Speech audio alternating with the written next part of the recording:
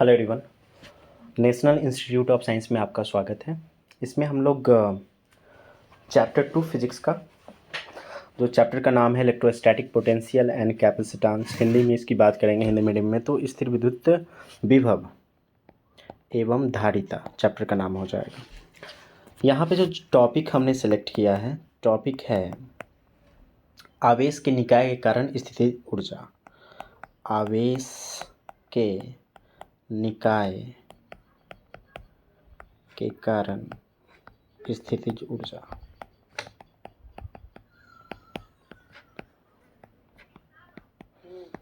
English में इसको कहेंगे potential due to system of charge.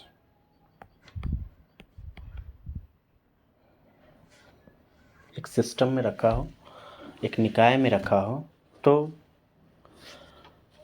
उसका स्थितिज ऊर्जा क्या होगा, विभव क्या होगा। सबसे पहले हम एक सिंगल चार्ज के लिए चलते हैं। सिस्टम ऑफ चार्ज से पहले एक सिंगल चार्ज के लिए चलते हैं तो कितना आता है, ये हम लोगों ने पढ़ रखा है। Potential due to single charge, single या पॉइंट चार्ज, हिंदी में कहेंगे बिंदु आवेश के कारण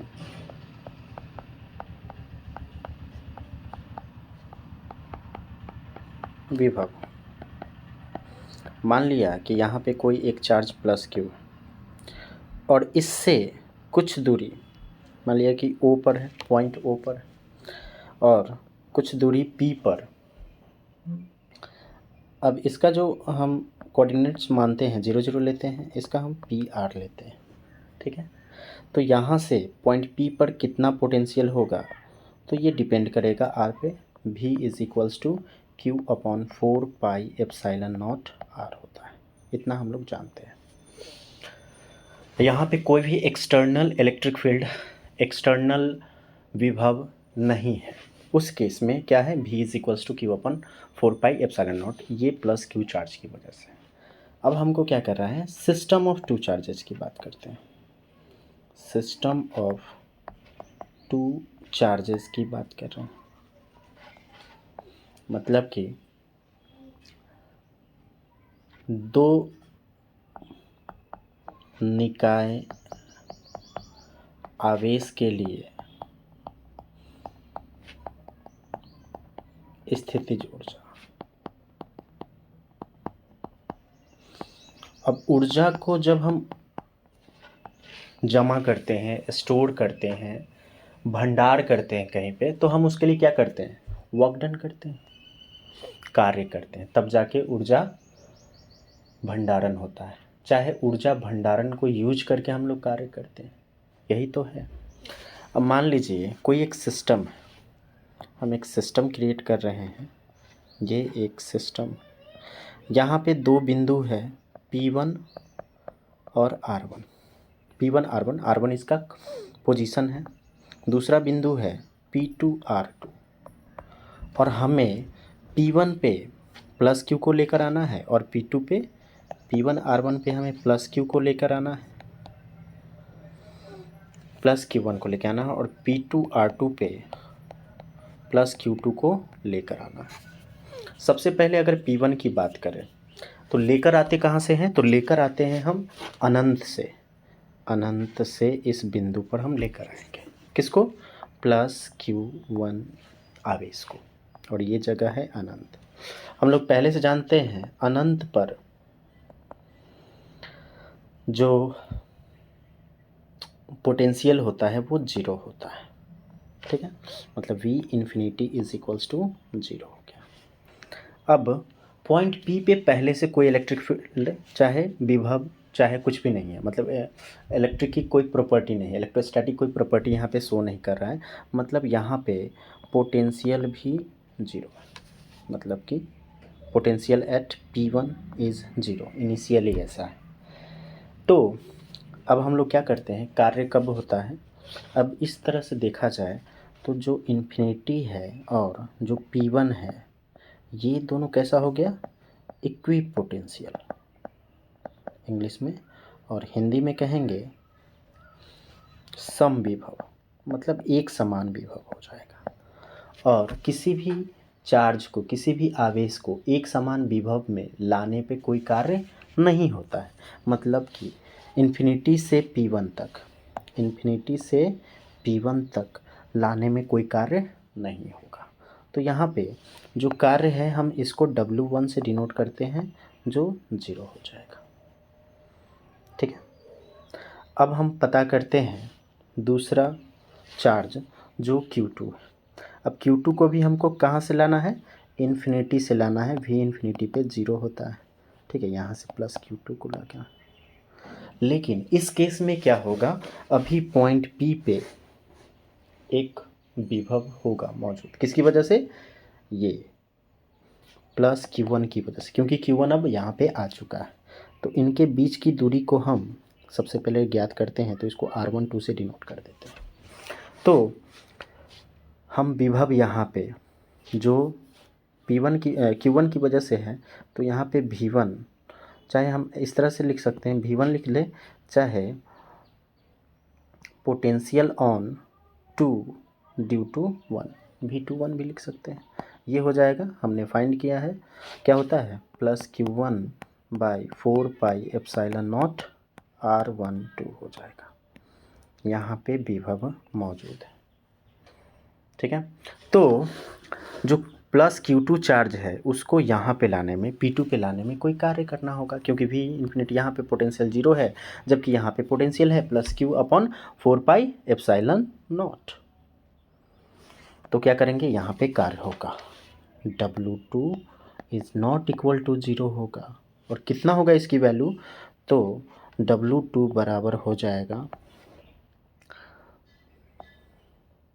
आवेश Q1 के कारण बिंदु P2 पर विभव गुना किस चार्ज को ला रहे हैं, Q2 को ला रहे हैं, तो Q2 से गुना कर देंगे। यहाँ से हो जाएगा plus Q1/4πε0 R12 into Q2, W2 इतना हो गया। अब टोटल वर्क डन कितना हुआ, टोटल वर्क डन W बराबर हो जाएगा W1 + W2। W1 तो 0 है, यहाँ पे सिंपली हो जाएगा Q1 Q2/4πε0 R12। ठीक है। और यही जो वर्क डन होगा ये किस में स्टोर हो जाएगा, पोटेंशियल एनर्जी अर्थात स्थितिज ऊर्जा में, जो W बराबर U बराबर Q1 Q2/4πε0 R12 हो जाएगा। ये कितने चार्ज के लिए है, 2 चार्ज के लिए है। अब मान लिया जाए कि हमको कह दे कि 2 चार्ज ना होकर 3 चार्ज, 4 चार्ज, n चार्जेस की बात करें, तो फिर से हम सिस्टम बनाएंगे। ठीक है।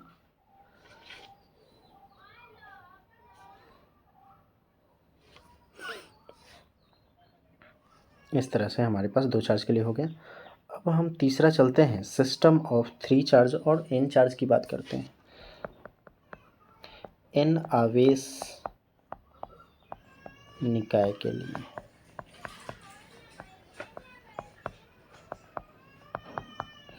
n से पहले हम 3 आवेश के लिए कर देते हैं, 3 आवेश निकाय के लिए, मतलब सिस्टम ऑफ 3 चार्ज की बात करते हैं।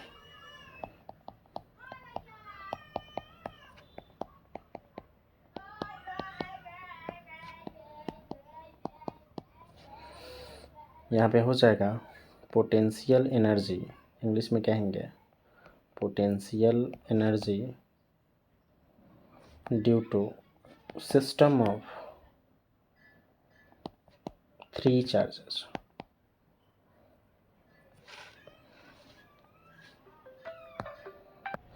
अब 3 इकाई के लिए सिस्टम बनाते हैं, इकाई चार्ज के लिए। तो एक सिस्टम इस तरह से क्रिएट करते हैं, इसमें 3 पॉइंट लेते हैं। पहला P1 R1 लेते हैं, दूसरा पॉइंट P2 R2 लेते हैं और तीसरा कोई पॉइंट P3 R3 लेते हैं। अब क्या करना है कि हमें 3 चार्ज को इस पे लाना है, P1 पे प्लस Q1, P2 पे प्लस Q2। तो यहाँ पे जब 2 चार्जेस थे तो उसके लिए हमारे पास आ गया था। अब इसमें भी क्या करेंगे, अनंत से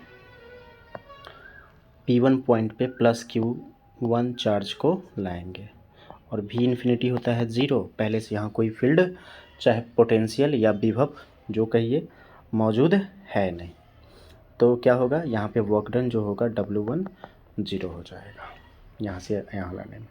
अब फर्स्ट स्टेप फर्स्ट में हम क्या कर दिए, आवेश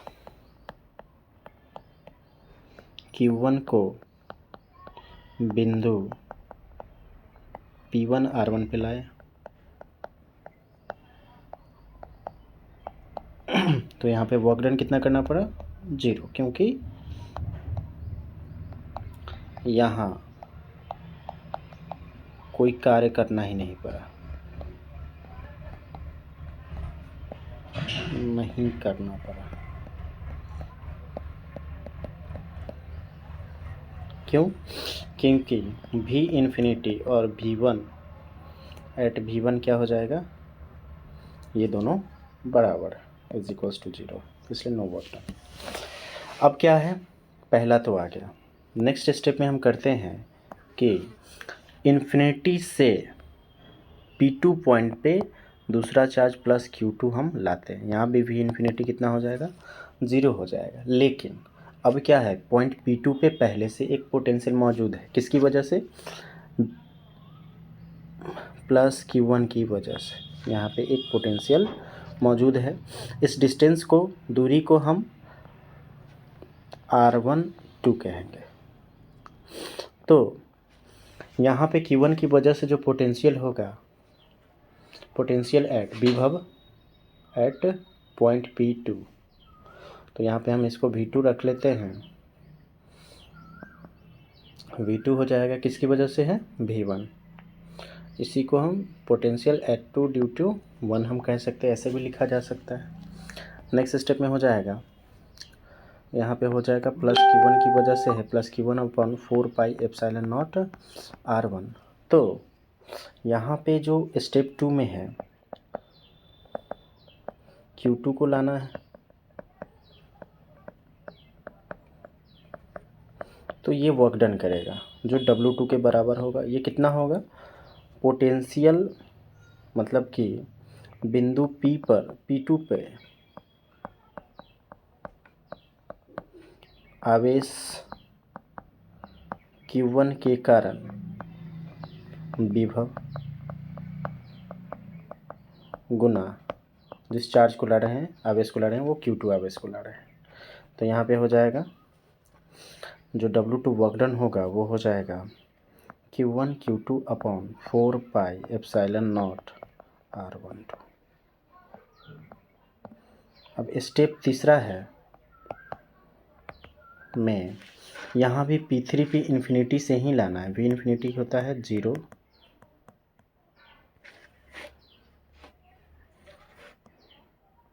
ठीक है। यहाँ से प्लस Q3 को लाना है कहाँ पे, P3 पे। अब यहाँ पे अब आ चुका है, Q2 आ चुका है। तो इस पॉइंट पे पहले से विभव मौजूद रहेगा, किसकी वजह से, Q1 की वजह से और Q2 की वजह से। तो Q1 की वजह से कितना होगा, जो भी होगा Q1 upon 4 pi epsilon not. अब यहाँ पे जो डिस्टेंस है, डिस्टेंस की बारी हम कहते हैं, तो डिस्टेंस यहाँ पे हम मापते हैं, हो जाएगा R13, ठीक है। तो यहाँ पे R13 हो जाएगा, जबकि Q2 की वजह से क्या हो जाएगा, 4 पाई एप्सिलॉन नॉट। यहाँ पे जो डिस्टेंस होगा इसको R23 कर देंगे, तो यहाँ से हो जाएगा R23, ठीक है। अब यहाँ पे वर्क डन होगा तो ये पूरा विभव के अगेंस्ट में वर्क डन करना पड़ेगा, कार्य करना पड़ेगा। तो यहाँ जो कार्य करेंगे उसको W3 से डिनोट करेंगे। क्या हो जाएगा, Q1 एवं Q2 के कारण बिंदु P3R3 पर विभव गुना किसको ला रहे हैं, तो Q3 के ला रहे हैं तो Q3 से गुना कर देंगे। यहाँ से W3 हो जाएगा हमारा, जब हम Q3 से गुना करेंगे तो Q1 Q3 by 4 pi epsilon not R13 plus Q2 Q3 by 4 pi epsilon not R23। ठीक है, इतना हमारा वर्क डन हो जाएगा। अब टोटल वर्क डन कितना होगा, यहाँ से W बराबर हो जाएगा W1 plus W2 plus W3।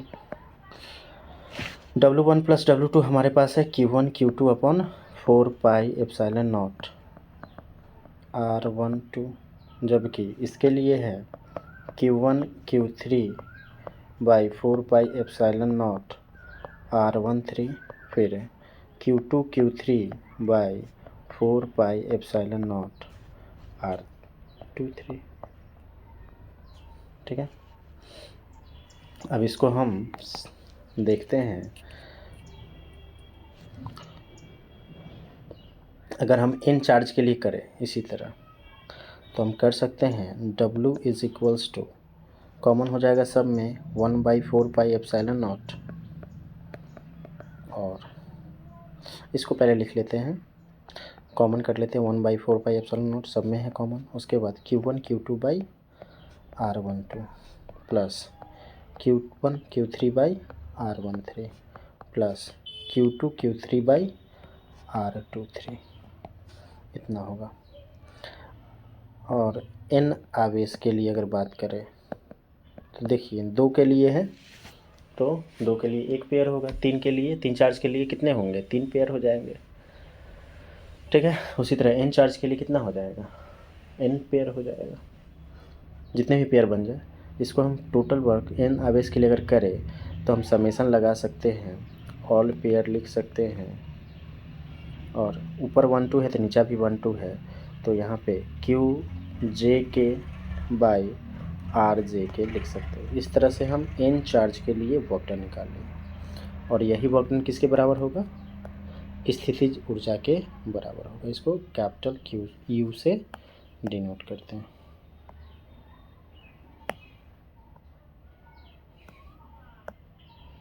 इस तरह से हमारे पास 1 चार्ज, 2 चार्ज और 3 चार्ज, इन सभी के लिए हम स्थितिज ऊर्जा ज्ञात कर चुके हैं। Thanks for watching guys.